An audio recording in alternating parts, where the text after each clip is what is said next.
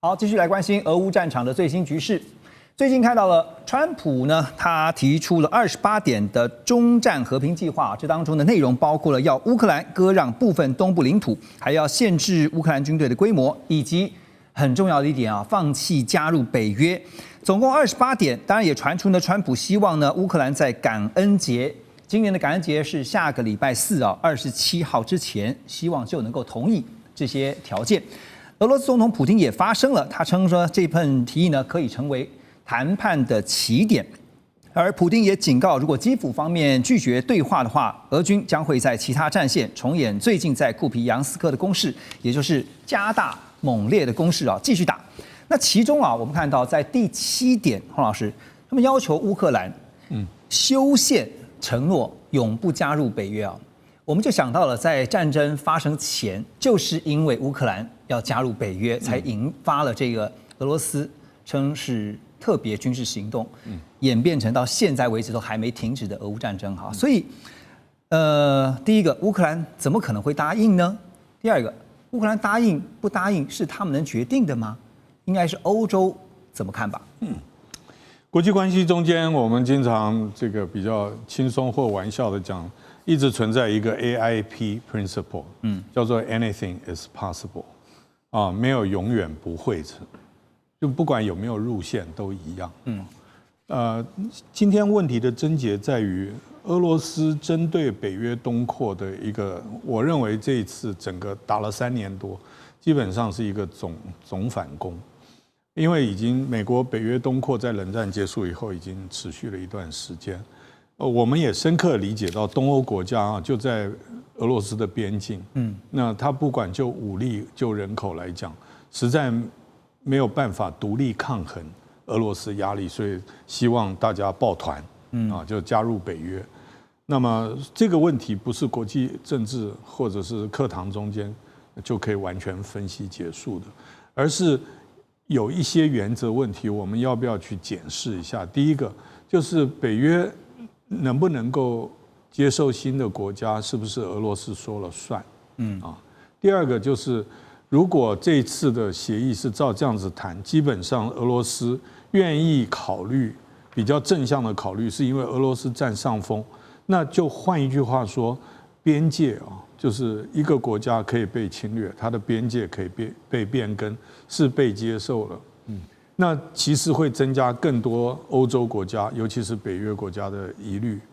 那么如果这个签下去，并不能解除其他濒临俄罗斯边境的，如波兰者啊这一类的国家的任何安全感。不会有这个就算叫做和平协议好了，也不会增加安全感。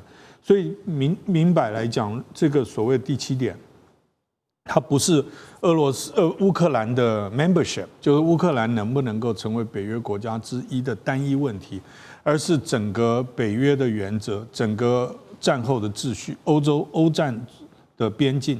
另外一个就是俄罗斯对于未来欧洲安全的影响并没有降低。那么在这几个情况之下，我相信要欧盟或者是北约接受的情况之下，即使乌克兰同意，可能北约跟欧盟都会有很强烈的意见。对，所以北约跟欧盟的态度哈，接下来会是如何？因为发现在当中，就是从文字里面你可以发现是普丁他其实说这是个起点，其实他在定锚，就是说这个只是基本条件。所以永不加入乌克兰，因为我们之前也曾经讨论过说，如果真的没有办法永不加入乌克兰，起码30年、50年哈。可是普丁就直接告诉你说，这个永不加入乌克兰只是个起点哈，其他几点、27点都还算是可以继续谈的哈。所以杰忠老师怎么看啊？因为现在乌克兰能不能决定，恐怕不是他们自己说了就算了哈。现在对于整个欧洲来讲，其实是一个很大的威胁了。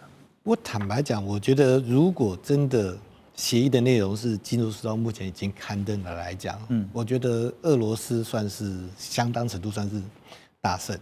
而且华府真的有点很多的条文真的有点欠缺考虑。比如说刚刚提到的乌克兰宪法中明定不加入北约，北约在章程中不加了。其实北约要不要接受新会员国是必须要一致决，是一致决。所以只要美国表态反对，就不会。但是你现在把这些条文放进去，坦白来讲，第一个，北约其他国家能不能接受？因为你事先没有跟北约其他国家讲。第二个，泽伦斯基就算能不能做得到？所以这个条文放进去，其实是让这个协议可能在以后在执行上会出现问题。第二个就是所谓领土的问题，他明白表示是说，视为事实的领土，美国也将承认。对，坦白讲，这个写法从谈判来讲，对美国不利，因为它其实有另外一种表述，就是我就是停战线停火。那只要俄罗斯履行了停火协议的话，我开始做关系正常化，而不去碰这个领土的问题，其实就是南北韩现在的状况嘛。所以从这样的迹象来看，是不是就照着俄方就是普丁这边当初的一些要求，几乎就是比照办理，而且成立俄美联合安全工作小组，负责监督协议执行，美国跟俄国来监督协议执行。对，乌克兰呢？乌克兰角色在哪里？乌克兰根本没有在哪里？欧洲角色，对啊，欧洲角色也没有。不只是乌克兰变成是这个菜单上面的菜，连欧洲都差一点。而且我现在很担心这个协议到最后可能就算签了，可能马上会出状况。因为第一个，如果乌克兰政府接受，那以后乌克兰的中央政府一定就会变很弱势。对。然后，而且在2014年其实就签过明斯克协议，但明斯克协议为什么后来无法执行？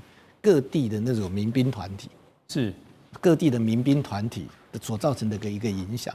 所以我觉得这个协议签下去，就算真的签下去，是不是能够解决问题？我觉得搞不好过一阵子，马上俄乌边境又会再有新的。而且从这个当中，是不是可以看得出来，川普对于结束俄乌战争的一个急迫性？哈，那明老师，因为我们看到美方现在提出的担保包括什么呢？如果俄罗斯未来又再入侵乌克兰，美国除了会采取果断而且协调一致的，他说军事回应之外，哈，也会恢复所有对俄罗斯的全球制裁，而且撤销新领土的承认以及和平协议所有相关的其他利益。话讲的虽然这么狠啦，但到时候执行上面恐怕的效率是有多高。所以您怎么看哈？现在就是看乌克兰跟欧洲也可以不接受，那不接受的话，普丁也说了，那么我们就继续加大攻势哈，库皮扬斯克就摆在眼前，我们就继续打。那接受了，至少退而求其次，可以换取暂时的和平啊，但是绝对不可能是永久的和平，因为从历史上面我们来讲，从来没有永久的和平嘛。暂时的和平嘛，就不用签28条。对，你直接签个停火协议就好了。对，就刚刚讲的限地停火，那就最简单了。大家现在看的最怕就是 Taco 了，最怕就是 Taco 在线，就怕 Taco 了，就是这样子。所以当时战争开打没有多久呢，我们就看了半天，后来我们说，这打起来有点危险。后来我们的朋友在吃饭聊天讲说，那怎么样才能让俄国停火呢？我想我只有一个办法，美国立刻出兵，美国出兵就停火了。他就不会再打下去了。只要你美国一天不出兵，他就有东西要打下去。然后川普在选举的时候，我上台之后，我用制裁，用什么办法？普京一听讲，那意思就是你不会出兵了，那我就先打。我打到什么时候？打到你逼到我坐上谈判桌位那天为止。一定是这样，逻辑是这样。早就料到了。对，只要普丁这样讲话，那泽连斯基就不能停手。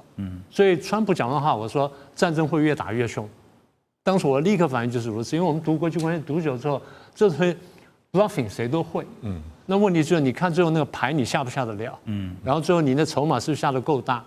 我当然明白川普的动机，川普第一他想博得美名，我又停止了第9场战争，第10场战争。第二呢，他真的认为乌克兰虽然重要，但台湾可能更重要，所以他真的想把注意力移到台湾这边来。但是你这种移法让大家觉得说，那到时候你会不会过来啊？你有没有丢成这样的？那我怀疑你是正常的，所以川普这样做反而增加了他以美论的强度，我觉得是不好的。所以后来到了大概去年前年的时候，当时川普不是在讲说，哎，我当选是怎么样，然后上台就是说我怎么可以结束战争？我说24小时、48小时、72小时能结束战争，这个看你拿什么东西出来。你只要不出兵，那个战争大概不会这么快停下来。那现在果然如此。我认为最后的判断在哪里？就刚刚各位讲的，如果欧洲不同意的话呢，那这个事情很难谈成。大家现在都说北约东扩是造成这样，你把历史拉长看，是东欧西逃，不是北约东扩，是不是？东欧被打了400年，现在好不容易碰到俄国一衰弱，大家就四散奔逃，逃出去就像刚刚建正兄讲的，逃出去怎么办呢？你看我那怎么抱团吧？那就抱到哪里？就抱进北约嘛，这是唯一合理的选项嘛。那北约是不是真的都能够都第5条真的发挥作用呢？不一定，但有总比没有好，所以先进来。所以现在虽然有北约，英德成立了安全同盟啊，对不对？英德前几个月才成立安全同盟，你有北约，为什么英德成立安全同盟？英德都觉得北约不能保护他嘛。那如果连靠不住啊，如果连英国、德国都觉得说美国不能保护我，或美国靠不住的话，那你觉得其他小国会相信吗？对，是不是这样？所以逻辑就是，我说不是北约东扩，是东欧西逃。现在大家现在在四散奔逃当中，所以现在最关键问题呢，当然泽连斯基有多大选择空间我们不知道，但是呢，如果欧洲各国真的担心自己安全的话，他们会想办法援助泽连斯基。川普原来那个手法呢，比较粗糙，我说他是激将法，我很早说他是激将法，但这个手法就难看，让人讨厌。我常讲说，如果川普讲话像雷根，做事像雷根，他现在事情做成一半了，他去讲话像川普，做事像川普，所以很多事情没做。没办法，他就是川普。啊，对啊，所以我就说嘛，所以大家现在最担心什么？Taco嘛。对，而且您刚刚提到，我就想要说，他现在已经讲了11月27号，今年感恩节之前呢，是一个最好的期限啊。当然，他定下了期限，别人不一定会照着他的27号去答应嘛。28条，一点一点的，你还得很多东西得细谈的，不是吗，谢老师？对啊，因为